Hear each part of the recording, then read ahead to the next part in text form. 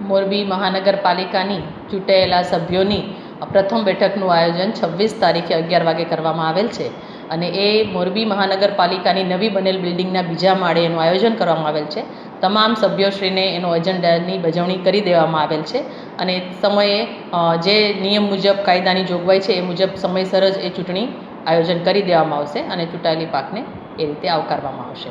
મહાનગરપાલિકાના કમિશનર તરીકે હાજર થયા બાદ મારી પ્રાથમિકમાં હંમેશા ને હંમેશા શહેરને સ્વચ્છ, સુંદર ને રણિયામણું બનાવવાની રહી છે.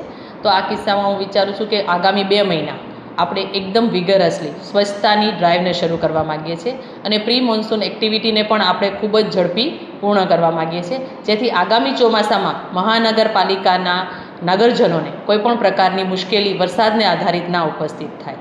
આ કિસ્સામાં અમારું આયોજન એવું રહ્યું છે કે આગામી 1 તારીખ પછી ચૂંટાયેલી બોડી સાથે બેસી સંકલનમાં દર અઠવાડિયે એક દિવસ સાંજે જે તે વોર્ડના ચૂંટાયેલા સભ્યો અને અમે એક દિવસ માટે ત્યાં રાત્રિ સભા કરીશું.